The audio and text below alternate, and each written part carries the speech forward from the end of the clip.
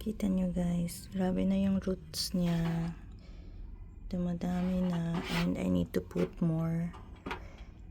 Guys, ito na yung update guys. In-adjust na namin ang lagayan. Ayan. Kasi tumatangkad na siya. See? So, in the morning hanggang dito siya. Hanggang dito yung leaves. And then, binaba namin to. So, para maging ganyan siya. And so far, kailangan kong mag-mix ngayon ng solution kasi kailangan na siyang mag-refill. Ayan. Ito na may extra pa ako kaya nalagyan ko tong dalawa. Yung tatlo sa likod hindi ko nalagyan. So magmi-mix ako. And our pechay is doing really well. As you can see, sobrang healthy niya. Yung leaves niya lumalaki na. And ayan, lumalaki na yung leaves. Chine-check ko yung water from time to time kasi sobrang bilis mag-absorb ng water. Ayan. Tapos, I make sure na hindi siya ma-over ng sunlight kasi over 10 hours yung sunlight niya and kita niyo naman parang na basta guys, feeling ko nung last time na over siya hanggang 15 hours yung araw niya kaya ayan.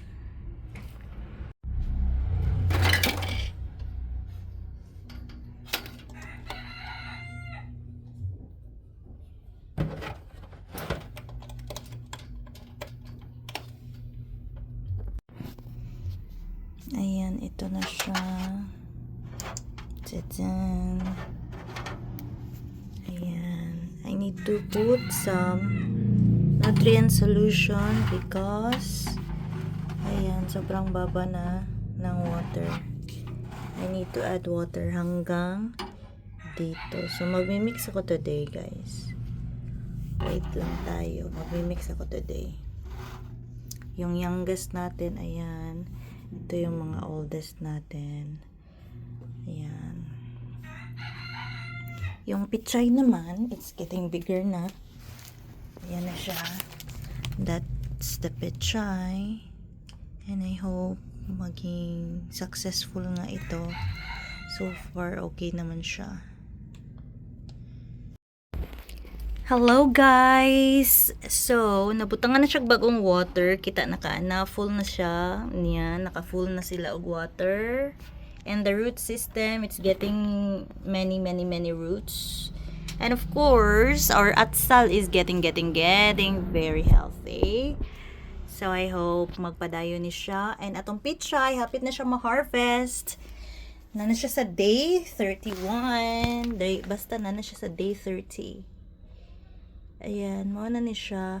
And ang water sa pechay is kailangan na po nato siya dungagan no kay paspas kay siya musigop og tubig tanawa. Okay, sorry. So tanawa ang pechay, paspas kay mohigop og tubig. So kailangan na po siya butangan og water. Kulangan na siya. Ayan. So, I am so very productive today. Naka-edit na ko duha ka video. Na-upload pa gid na ko ang isa. So, karon I just finished one video again. And of course, naka-change na ko water. And then, after that, mag-lunch ko. And, of course, I was also busy doing my model products in the future. Like that. Ayan. Madami na sila guys. I'm just waiting for my parcel to arrive. And of course, I just finished my dinosaurs. Soar. Ayan. May dino ako. Ayan siya. And I'm making another one. Another design. So, maybe that's what I will do this afternoon. Actually, naka-ready na siya. And it is a multicolored cat. Matagal ko na siyang gustong gawin.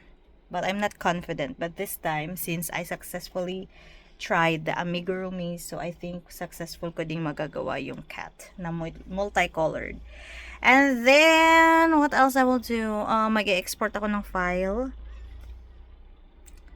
Yes. And thankfully, I've been busy to I'm doing multiple things in a day. So, medyo buang na gid yung teacher, no? Tapos, bago pa ko na magtrabaho, like, kakatapos ko lang, magmemo pa ko, and then I have a class, and then tomorrow, I have an interview with possible new job. So, I'm planning to jump into another job, and hopefully, mag-success tayo doon, because I'm planning to quit my job, but now I'm looking for another job. Kaya di pa man ta dato, no? So, maning kamot sa ta. So, I'm juggling YouTube, hydroponics, crocheting, and many things. So, mabuang nako. That is why, and I still need to edit one video for my new channel because the views are going up there. I will try to upload as many as I can for the next channel. Hindi siya consistent, but at least maging active siya. Yun. So, see you later. Hi guys. So, kung taga Mindanao mo, or if you live in the countryside, oni siya and not just countryside. Yeah, usually sa countryside ay good na siya. So usually you can eat this in the countryside of the Philippines. We call it sa Bisaya ginanggang na saging.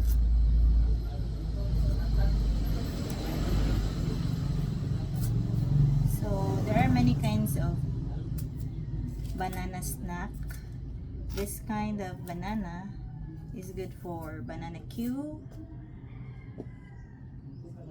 and roasted banana.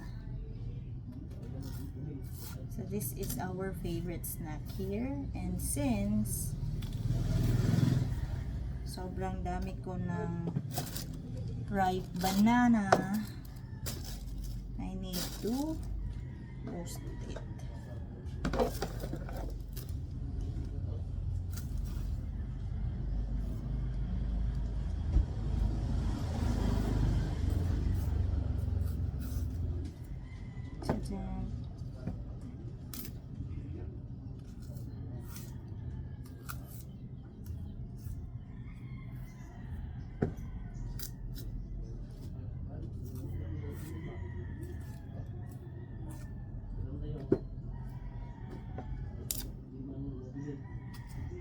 So, muna siya mga paborito na snack. And after this one, amo na siyang tuhugo. Brown.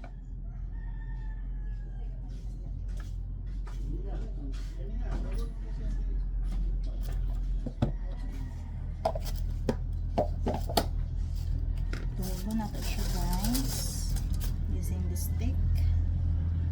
And then this one. So, tuhugo na to siya.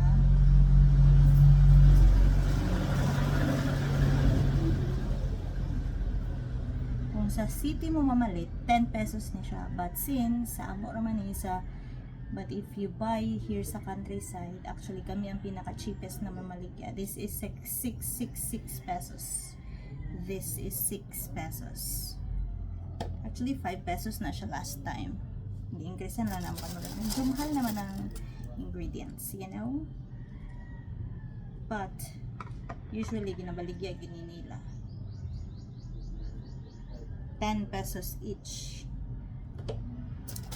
But, barato naman ang pagpalit, guys. We bought it straight to the farmer. Hindi siya sa market. So, it's cheaper. And I can sell it cheaper too. And talag sa region yung maginani, guys. Ito, wala na gid maapas ang mga hinog.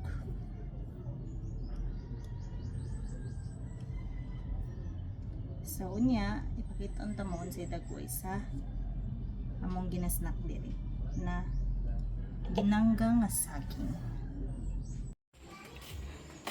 Mao ni ginanggang, guys. Ginanggang. Hala, video. Butang siya ice box para init per me. Naran luto, guys. So, okay. Nagfags. Wait lang.